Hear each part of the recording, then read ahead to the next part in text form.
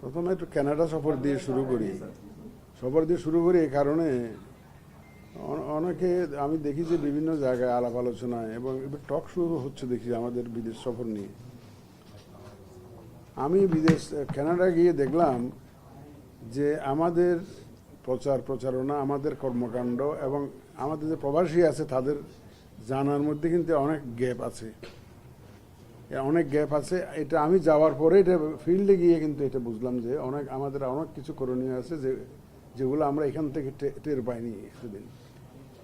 একটা দিন আমি তাদেরকে বোঝানোর চেষ্টা করেছি যে আমরা সবে মাত্র যাত্রা শুরু করলাম, মে মাস থেকে ওখানে রেজিস্ট্রেশন শুরু করেছি, 3-4 মাস হলো মাত্র। 3-4 মাসে একটা সিস্টেম তার পারফেকশন অ্যাটেন্ড করে না, মাত্র শুরু হলো। সুতরাং এটার টিচিং প্রবলেম থাকে। বাচ্চাদের যেমন দাঁত উঠলে যখন ব্যথা ট্যাথা হয় আস্তে আস্তে ঠিক হয়ে যায়, টিচিং প্রবলেম থাকেই। আমি বললাম যে এই যত সমস্যা আছে আমরা ইনশাল্লাহ সমাধান করব। একটা জিনিস কি ভাই, আমি যখন কানাডা গেলাম প্রথমে আমি বুঝলাম যে নির্বাচন কমিশনের উপরে ওনাদের যে কনফিডেন্স, এটা আগে রেস্টোর করা দরকার। কারণ আমরা দেশে যেমন বলছি যে আমাদের উপর আস্থা রাখতে পারেন, বিদেশে যারা প্রবাসী ভাইয়েরা আছে তারাও তো আমাদের উপরে একটু অনেকটা অনাস্থার ভাব আছে। তো এই জন্য আমার বক্তব্যের মধ্যে আমি ওনাদেরকে কিন্তু প্রথমেই আমাদের যে কর্মকাণ্ড সম্পর্কে একটা ধারণা দিয়েছি, আমরা কি করতে চাচ্ছি ইলেকশনটাকে ইফেক্টিভ করার জন্য, পার্টিসিপেটরি করার জন্য এবং সুষ্ঠু সুন্দর করার জন্য আমরা কি করতে চাচ্ছি, আমরা কোন ধরনের সংশোধনী আনছি, আমরা আরপিইউতে কি সংশোধনী আনছি, কন্ডাক্ট রুলে কি ধরনের সংশোধনী আনছি, এগুলো সম্বন্ধে ব্রিফলি ওনাদেরকে আমরা জানিয়েছি। এবং বিশ্বাস করেন ওনারা হাইলি প্লিজ আমাদের এই কর্মকাণ্ড, আমাদের যে অ্যাকশন, আমরা যে প্রস্তাবগুলো নিয়েছি, যে আইন সংশোধনের ব্যবস্থা নিয়েছি, ওনারা খুবই প্রশংসা করেছেন এটা। এবং আমি বিশেষ করে টরন্টোতে একটু জনসংখ্যা বেশি ছিল আমার ওই যে ওখানে, কারণ ওনাদের তো অ্যাকোমোডেট করতে পারে না, এমবেসিতে অত বড় কনফারেন্স রুম নাই, যা আছে তার অত বেশি অ্যাকোমোডেট করতে পারেন না, অত 100 বা 150 এরকম আমাদের প্রবাসী ভাইয়েরা হবে। এখন প্রবাসী ভাই বোনদের একটা সুবিধা হলো যে ওনারা তো গিয়েই তো ফ্যামিলিতে আলোচনা করেন, তারপর ওনাদের নেইবারদের সাথে আলোচনা করেন, বন্ধু বান্ধবদের সাথে আলোচনা করেন। সুতরাং আমি যে কানাডায় গিয়েছি এই খবরটা চাউর হয়ে গেছে, মানে যে সিইসি মহোদয় আসছেন আমাদের প্রবাসী ভোটের জন্য, এইটা ওনাদের মধ্যে একটা এক ধরনের বিষয় অনেক উত্তেজনা সৃষ্টি করেছে, যে কনফিডেন্স ডেভেলপ করেছে। The very presence of CEC in Canada created lot of sensation among them. আমি কথা ওনাদের কথাই বুঝলাম যে আপনি স্যার এ পর্যন্ত কষ্ট করে আমাদের এই পর্যন্ত এসছে, এবং আমরা আশাবাদী যে ইনশাল্লাহ এবার আমরা ভোট দিতে পারবো। ওনারা ভোট দিতে কিন্তু খুবই আগ্রহী। এতদিন ওয়াদা দেওয়া হলো, নানা কারণে এটা বাস্তবায়ন করা সম্ভব হয় নাই, কিন্তু আমরা এই সরকারের আমলে আমাদের মাননীয় প্রধান উপদেষ্টার যে কমিটমেন্ট, প্লাস আমাদেরও কমিটমেন্ট টু দ্য নেশন, যে প্রবাসীদের ভোট নিব আমরা। সুতরাং আমার যে উপস্থিতি কানাডাতে, এটা তাদেরকে এক ধরনের সিরিয়াস হাই লেভেলের একটা কনফিডেন্স তাদেরকে দিয়েছে যে না, সত্যিকার অর্থে ইলেকশন কমিশন মিনস বিজনেস। তা আমি ওনাদেরকে বোঝানোর চেষ্টা করেছি যে দেখেন, একটা সদ্য নবজাত শিশু, বা নবজাত না, একটা ছোট শিশু মাত্র হাঁটা শুরু করেছে এই প্রবাসী ভোটের বিষয়টি। সুতরাং এই হাঁটা, এটা তো এর সাথে আপনারা, এটা একটা ঐতিহাসিক মুহূর্ত আমাদের জন্য, আনন্দের ব্যাপার যেটা আমরা যে শুরু করেছি। আপনারা এটা শরিক হন, এটাকে আরও সক্রিয় করুন, এটাকে আরও অংশগ্রহণমূলক করুন, তাইলে আমাদের চেষ্টাটা ফ্রুটফুল হবে। এবং কোনো বিষয় কিন্তু একবারে পারফেকশনে যাওয়া যায় না, এটা তো আপনারা সবাই মানবেন। গ্র্যাজুয়ালি ইমপ্রুভ করতে হয়, এবং আপনারা সবই অবগত আছেন আমরা কিভাবে বিভিন্ন পরীক্ষা নিরীক্ষার মাধ্যমে এই যে প্রবাসী ভোটের বিষয়টি আমরা অপশানটা নির্ধারণ করেছি, আপনারা জানেন, আপনাদের সাথে শেয়ার করেছি, আপনারা দেখেছেন, আপনারাও পার্টিসিপেট করেছেন। আমরা বিভিন্ন এক্সপার্টদের সাথে আলোচনা করে, দেশি বিদেশি বিভিন্ন ইউনিভার্সিটিতে এক্সপার্টদের সাথে আলোচনা করে একটা অপশান দাঁড় করিয়েছি। একটা আশা করছি ইনশাল্লাহ আমাদের যে বর্তমান যে প্রযুক্তির সহায়তা নিয়ে এটাকে আমরা অনেক সহজ করে ফেলতে পারবো, এবং আমাদের প্রবাসী ভোটারদের জন্য এই বিষয়টাকে আমরা অনেক সহজভাবে ডেলিভার করতে পারবো বলে আমার ধারণা। এবং ইনশাল্লাহ এ ব্যাপারে আমরা সহযোগিতা পাবো। অন্তত টরন্টোতে দেখেছি, অটোয়াতে গেছি, অটোয়াতে দেখলাম যে ওখানে অত্যন্ত আগ্রহী। ওনারা বলেন যে আমরা রিমিটেন্স পাঠাই, আমরা গত আন্দোলনে অ্যাক্টিভলি পার্টিসিপেট করেছি, তো আমাদের তো ভোট দেওয়ার একটা অধিকার আছে। আমি বললাম যে আমরা সেটা রিকগনাইজ করি বলেই আপনাদের যে এই ভোটের, প্রবাসীদের ভোটের জন্য আমরা এত ইনিশিয়েটিভটা নিয়েছি, এফোর্ট দিচ্ছি, সরকারও খুব সাপোর্ট দিচ্ছে আমাদেরকে এ ব্যাপারে। সুতরাং আইটি সাপোর্টেড পোস্টাল ব্যালট যেটা আপনারা জানেন, মানে সেটার মাধ্যমেই আমরা প্রবাসীদের ভোট ইনশাল্লাহ নিব। এখন আমি কালকেই বোধহয় দেখলাম একটা আলোচনা অনুষ্ঠানে, কোন একটা টেলিভিশন চ্যানেলে দেখলাম, খুব চিন্তা করলাম যে বলতেছেন যে আমাদের অফিসাররা যাচ্ছে, জাপান যাচ্ছে, তারপরে উন্নত দেশে যাচ্ছে, মিডল ইস্টে যাচ্ছে না, এখানে আমাদের মেজরিটি ভাইয়েরা আছে। আমরা জানি যে আমাদের প্রায় অর্ধেক প্রবাসী মিডল ইস্টে আছেন, কিন্তু মিডল ইস্টের কান্ট্রিগুলোতে ভোটের ব্যাপারে আলাপ করার জন্য এক জায়গায় একত্র করে আলাপ করার জন্য বিষয়টির জন্য এটা অত সহজ না, নানাবিধ সীমাবদ্ধতা আছে। আপনি সৌদি আরবে গিয়ে বা কুয়েতে গিয়ে, কাতারে গিয়ে বা দুবাইতে গিয়ে বাঙালি সব ডেকে ভোটের আলাপ করা, এটার মধ্যে নানাবিধ লিমিটেশনস আছে, এটা পারা যায় না। যেটা কানাডাতে ইজিলি পারতেছি, আমেরিকাতে পারা যাবে, হয়তো জাপানে পারা যাচ্ছে, কিন্তু মিডল ইস্টের কান্ট্রিতে পারা যায় না। সুতরাং এদেরকে আমাদের অ্যাপ্রোচটা হবে অন্যভাবে। ওখানে আমরা একত্র করে এমবেসিতে ডেকে এনে যে সভা করে তাদেরকে অ্যাওয়ারনেস রেজিংয়ে আমরা ইনভলভ করবো, সেটা সম্ভবপর হবে না নানাবিধ কারণে। আপনারা জানেন, you are fully aware of this. Number 2 হচ্ছে আমার একটা কনভিকশন হয়েছে কানাডা যাওয়ার পরে, যে আমরা ইনশাল্লাহ যথেষ্ট সফলতা অর্জন করব এই ওয়েস্টার্ন কান্ট্রিগুলোতে, এবং আমাদের যে সমস্ত গ্যাপসগুলো আছে আমাদের কর্মকাণ্ডের মধ্যে, আমি এসে সাথে সাথে আমাদের অফিসারদের সাথে বসে এই গ্যাপসগুলো আমরা মিট করে ফেলবো। এই গ্যাপসগুলো মিট করে মোটামুটিভাবে ওনাদের জন্য এটাকে একটা আরও সহজভাবে যাতে রেজিস্ট্রেশনের কাজটা সম্পন্ন করতে পারে সেই ব্যবস্থা আমরা করব।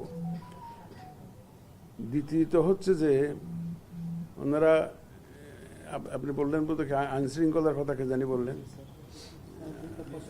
হ্যাঁ, আচ্ছা, পার্টি রেজিস্ট্রেশনের কথায় আসি।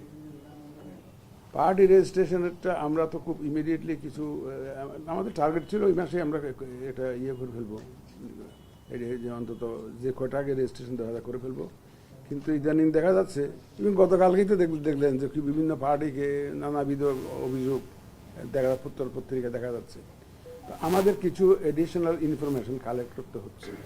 সত্যি কথা বলতে কি, আমরা তো অস্বচ্ছ প্রক্রিয়ায় কিছু করছি না, যেন আমরা একটু নিশ্চিত হতে চাই যে যাদেরকে আমরা রেজিস্ট্রেশন দিব তারা সঠিকভাবে পাচ্ছে, সেই জিনিসটা নিশ্চিত হতে চাই। এই জন্য কিছু অতিরিক্ত ইনফরমেশন আমাদের কালেক্ট করতে হচ্ছে, এই জন্য 2-1 দিন হয়তো সময় লাগবে, 2 দিন সময় লাগবে। এই জন্যই আমরা হয়তো গতকালকে বা আজকে এটা পত্রিকায় পাঠাতে পারেনি। আর এখন তো বলা মানি তো রেজিস্ট্রেশন দেওয়া নয়, রেজিস্ট্রেশন দেওয়ার নিয়ত করে আমাকে পত্রিকায় বিজ্ঞপ্তি দিতে হবে। পত্রিকায় বিজ্ঞপ্তি দেওয়ার পরে যদি কেউ বলে যে না, এই দলের বিরুদ্ধে আমার আপত্তি আছে, এই নামে আমার একটা দল ছিল একসময়, বলতে পারে তো, যে কোনো কেউ যে কোনো ওটা অভিযোগ দিতে পারে, তখন আমাকে তো এগুলো খতিয়ে দেখতে হবে। কিন্তু আমাকে আগে পত্রিকায় একটা বিজ্ঞপ্তি দিতে হবে, বিজ্ঞপ্তি দেওয়ার পরে কোনো অভিযোগ যদি আসে সেগুলো আবার অ্যাড্রেস করতে হবে। সুতরাং এখন যেগুলো করব ওটা কিন্তু ফাইনাল অ্যাকশন না, বুঝছেন না। তারপরে একজন বললেন যে এনসিপি একটা চিঠি দিয়েছে, আমি এখানে বুঝলাম না নামগুলো এখন বলা যাবে না, এগুলো ফাইনাল যখন হবে। এখন আমি নাম একটা বললাম, পরে দেখা গেল যে ইনফরমেশন আসলে যে উল্টা, তাহলে এটা এখন বলা যাবে না, কারণ এখন বলা যাচ্ছে না। কারণ এই যে বলা যাচ্ছে না, এই কারণে যে আমরা আরো এডিশনাল ইনফরমেশন আমাদের কালেক্ট করতে হচ্ছে, এগুলো যখন চূড়ান্ত হবে তখন হয়তো বলা যাবে, এখন বলা যাবে না। আমরা গোয়েন্দা সংস্থা করতে না, আমাদের নিজস্ব বিভিন্ন পদ্ধতি আছে, সেরকম আমরা গোয়েন্দা সংস্থার উপর নির্ভর করে কোনো কাজ করছি না। হ্যাঁ, ওই এনসিপির আমি একটা জিনিস বুঝলাম না, যে এনসিপি শাপলা চেয়েছে, এটা নিয়ে আপনারা খুব আলাপ আলোচনা করেন। এই বিষয়ে আমার সিনিয়র সচিব মহোদয় বিস্তারিত ব্যাখ্যা করেছেন, আমি আর বেশি বেশি কথা বলতে চাই না। শুধু এটুকু বলি, শাপলা চেয়েছিল কিন্তু নাগরিক ঐক্য, মাহমুদুর রহমান মান্নার যে দল আছে নাগরিক ঐক্য, তো ওরা কিন্তু প্রথম চেয়েছিল, একবার দরখাস্ত দিয়েছে, তারপর আমার সাথে ওনাদের ডেলিগেশন দেখা করেছে। তখন আপনারা কোনো কিছু আলোচনা করেন, আলোচনায় তো আনেনি নাই যে এই শাপলা নিয়ে যে নাগরিক ঐক্য, এখন এত কোনো আলোচনা করতেছে না, আমি বুঝলাম না। নাগরিক ঐক্যের দরখাস্ত তো আমরা ওদেরকে তো আমরা দেইনি, নাগরিক প্রথম তো তারাই চেয়েছে, কিন্তু দেইনি। কিন্তু এখন দেখি যে আপনারা খুব আলোচনায় আনছেন। আমাদের সিনিয়র সেক্রেটারি অলরেডি এই ব্যাপারে অনেক ব্রিফ করেছেন, আমি এই ব্যাপারে আর কোনো বক্তব্য এখন দিতে চাই না। স্যার, বিধিমালা সংশোধন করার জন্য এনসিপি কত চিঠি দিয়েছে, আপনারা কি বিধিমালা সংশোধনের জন্য আবার পাঠাবেন? চিঠিটা দিয়েছে গতকালকে বোধহয় দিয়েছে শুনেছি। এটা আমাদের কমিশনে আলোচনা করে এইটার ব্যাপারে আমাদের করণীয় যা আমরা নির্ধারণ করতে হবে। আমরা তো একা কোনো সিদ্ধান্ত নেই না, আমরা সব কমিশনে বসে আলোচনা করে যা করার করবো, সেটা আমরা ডিসিশন নিতে হবে। আমাদেরকে কমিশন সবাই ডিসিশন, চিঠিটা মাত্র আসলো তো গতকালকে।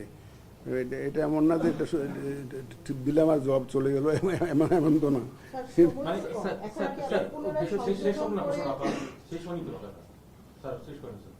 না, বললাম যে এই জন্য আমাদের তো একটা কমিশনের সভায় এটা আলোচনা করব, ওনাদের চিঠি নিয়ে আমাদের পরবর্তী কার্যক্রম সম্পর্কে সিদ্ধান্ত আমরা নিব কমিশন সভায়।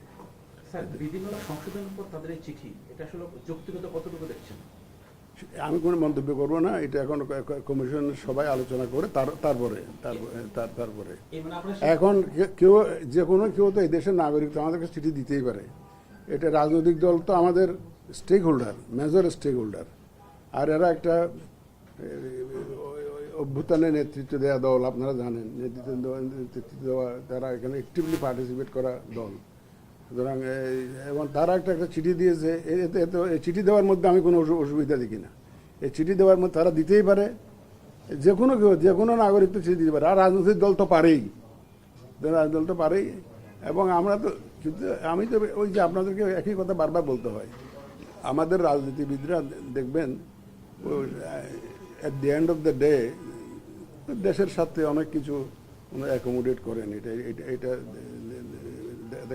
অতীতে দেখা গেছে, সেটি ওনারা দিয়েছেন। এটা আমরা বিবেচনা করে দেখব কমিশন মিটিংয়ে, তারপরে যে আমাদের যা করণীয় সেটা আমরা করবো।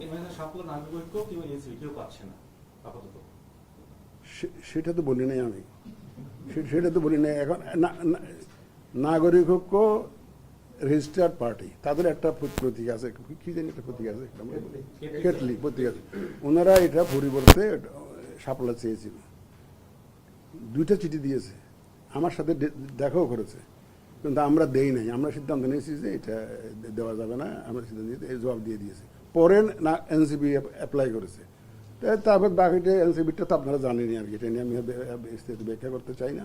এটা এনাদেরটা হচ্ছে সেকেন্ড অ্যাপ্লিকেশন আর কি, প্রথমটা নাগরিক ঐক্যেরটা এখনো দেই নাই আমরা। এখন ব্যাখ্যা করবো না,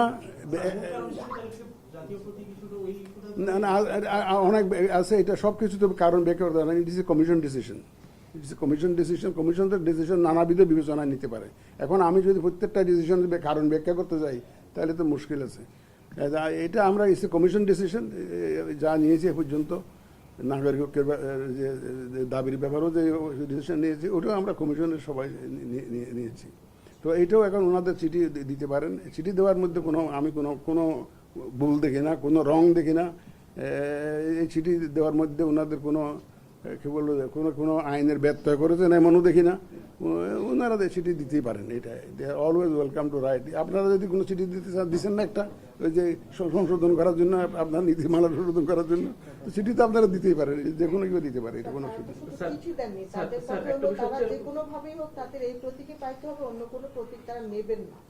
নির্বাচন কিভাবে করবেন সেই ধরনের মানে হুঁশিয়ারি দিয়েছেন আর কি। কমিশনকে বলেছেন যে কমিশন কিভাবে নির্বাচন করেন, শাপলা প্রতীক যদি না দেন, শাপলা কিংবা সাদা শাপলা, লাল শাপলা, যে কোনো শাপলাই চাই না দেন, নির্বাচন কিভাবে করবেন? গণতন্ত্র ইস্যুর জন্য থ্রেট মনে করেন কিনা আপনি, যেহেতু সিএসি হিসাবে রাজনীতিবিদরা অনেক কথা বলেন, এটা ওনাদের বলার অধিকার আছে, ওনারা বলতে পারেন। আমরা তো আর সেই রকম ভাবে জবাব দিতে পারবো না, আমরা শুনতে পারবো।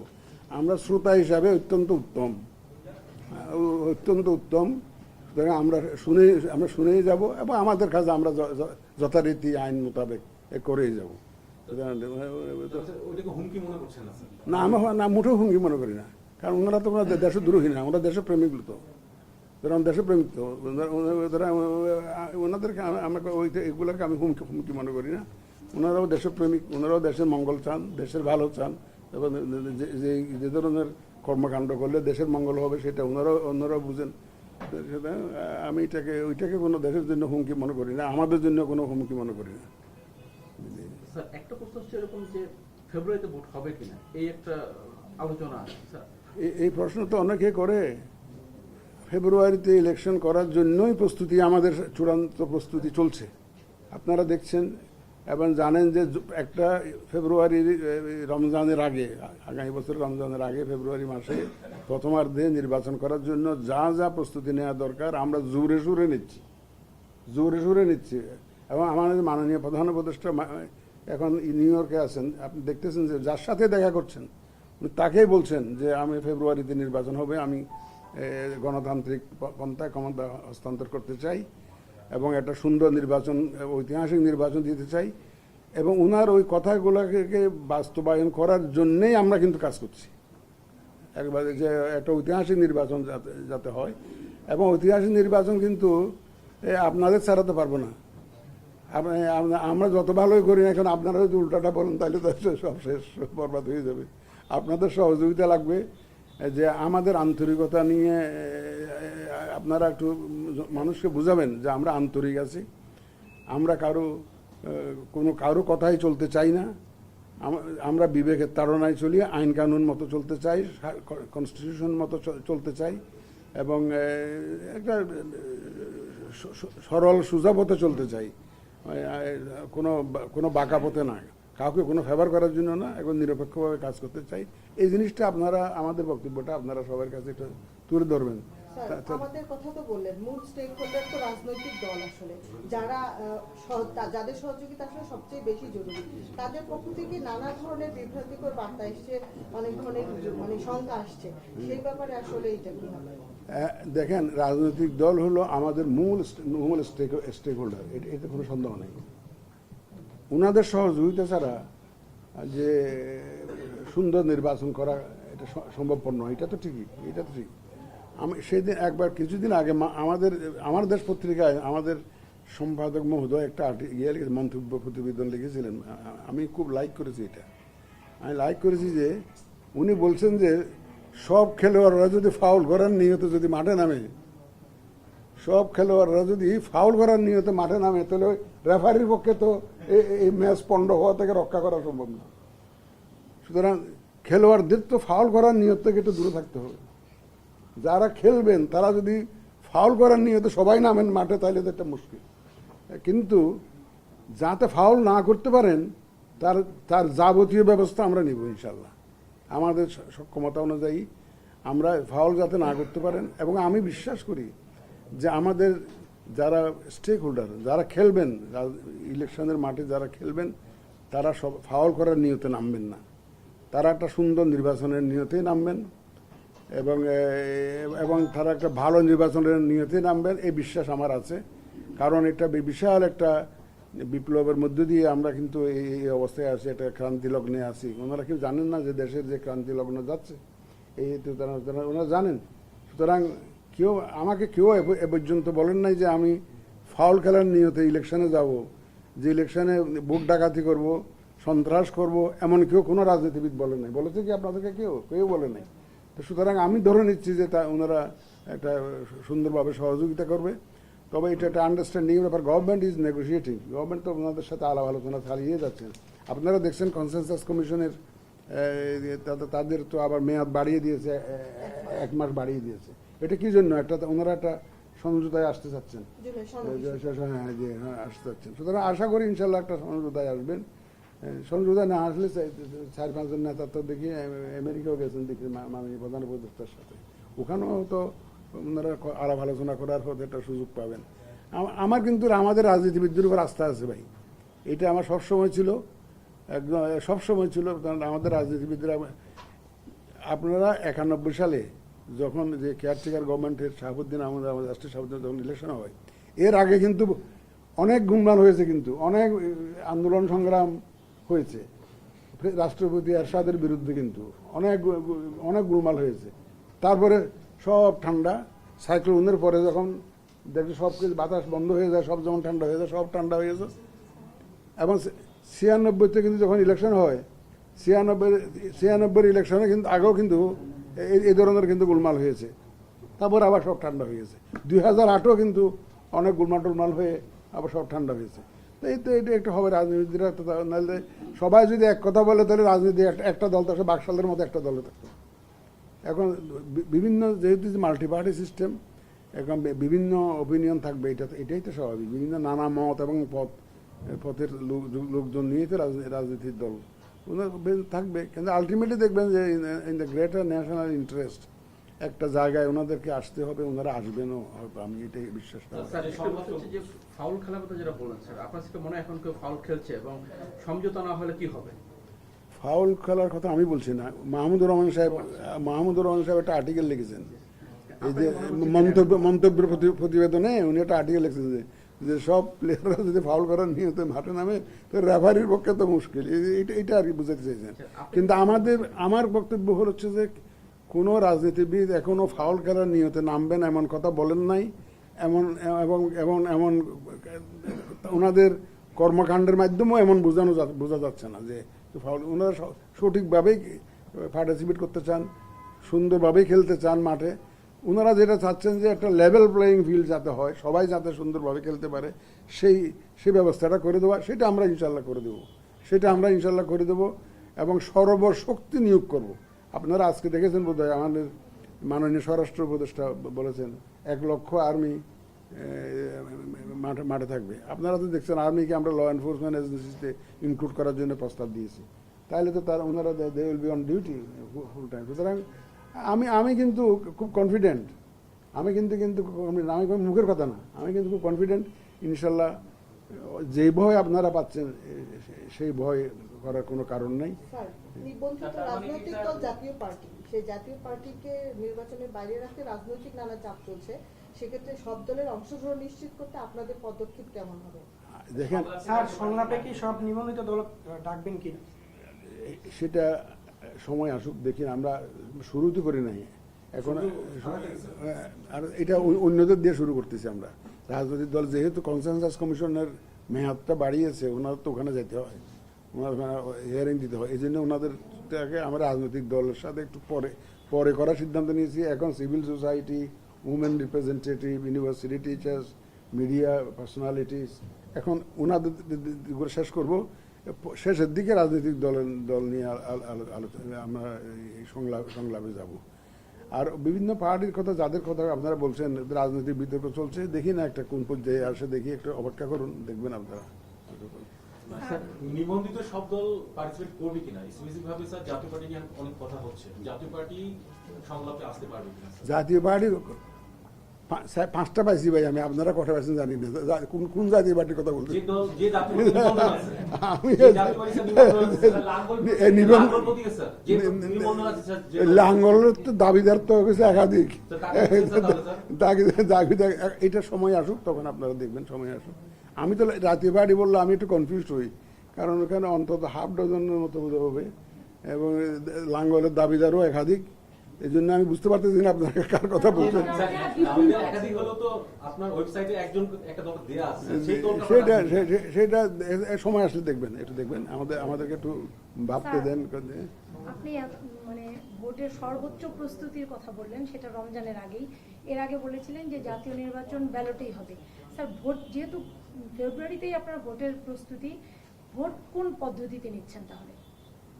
ভোট তো আমাদের আরপিইউতে যা আছে সেই পদ্ধতিতে। পিআরটা তো আরপিইউতে তো নাই, আমার সামনে তো আরপিইউ, আমি তো আমাকে যদি আরপিইউটা বদলাইয়া যদি এটা অন্য একটা দিয়ে দেয় তাহলে এটা আর আইন না বদলাইলে তো পারি না আমি। আমার সামনে তো আরপিইউ আছে, আরপিইউটা তো যে আপনারা জানেন কিভাবে ভোট কালেক্ট করতে হয়, আমাকে তো আরপিইউ নিয়ে আগাতে হচ্ছে। স্যার, যদি কোনো কারণে স্যার পিআর পদ্ধতিতে ভোট হয়, যদি নিম্নকক্ষ উচ্চকক্ষ উচ্চকক্ষ, সেক্ষেত্রে ফেব্রুয়ারিতে নির্বাচন আয়োজন করা আপনাদের দ্বারা সম্ভব হবে কিনা? কোনটা? যদি পিআর পদ্ধতিতে নির্বাচন হয় নিম্নকক্ষ, সেক্ষেত্রে আপনাদের নির্বাচন করা ফেব্রুয়ারিতে সম্ভব হবে কিনা? সেটা তো আইন বদলাইতে হবে, ওই যে আরপিও বদলাইতে হবে না। আর এখানে আরপিওতে তো সিস্টেম আছে ভিন্ন, সংবিধানও চেঞ্জ করে ফেলতে হবে। সেটা তো সংবিধান করতে হবে, আরপিও বদলাইতে হবে, আবার সংবিধান বদলাইতে হলে তো আমার বিরুদ্ধে কথাবার্তা বলে যে উনি তো পিআরের বিরুদ্ধে দাঁড়াইছে। সেক্ষেত্রে ফেব্রুয়ারির মধ্যে নির্বাচন আয়োজন করা সম্ভব কিনা? যদির উপরে কোনো আমি জবাব দিতে চাই না। সুতরাং এই যে যদি এটা হয়, তার যদি এটা হয়, যদি বলছেন আবার বলছেন বিএনপি ছাড়া অধিকাংশ দল এই প্রস্তাবটা দিচ্ছে এবং স্যার আন্দোলন চলছে, মাঠ পর্যায়ে আন্দোলন চলছে। আন্দোলন চলে একটা ফয়সালায় আসুক, ওনারা তো বুঝবেন যে আমাদের পক্ষে সম্ভবপর হবে কি হবে না। যদি ওনারা পেয়ারে যান হবে, ওনারা বুঝবেন না। নির্বাচন পদ্ধতি নিয়ে চূড়ান্তভাবে সেই জন্য কি তাহলে আপনি অপেক্ষা করছেন? আপনার কি আমি তো অপেক্ষা করছি না, আমি তো ফেব্রুয়ারি ইলেকশনের জন্য অপেক্ষা করতে কাজ করে যাচ্ছি। আমরা তো ফেব্রুয়ারিতে ইলেকশন করার জন্য প্রস্তুতি নিচ্ছি। আমাদের তো অপেক্ষা করছে কি জন্য? অপেক্ষা তো নাই আমাদের। সংসদীয় পদ্ধতি, সংসদীয় পদ্ধতি যেভাবে আসন যে আরপিওতে যা আছে, কনস্টিটিউশনে যা আছে, ফেব্রুয়ারি নির্বাচনটা তাহলে স্যার 12 তারিখের মধ্যেই হচ্ছে নাকি? সেটা 2 মাস থাকতে আপনাদেরকে জানিয়ে দেবো, 2 মাস হাতে থাকতে জানিয়ে দেবো। তফসিলটা কি কখন হচ্ছে স্যার?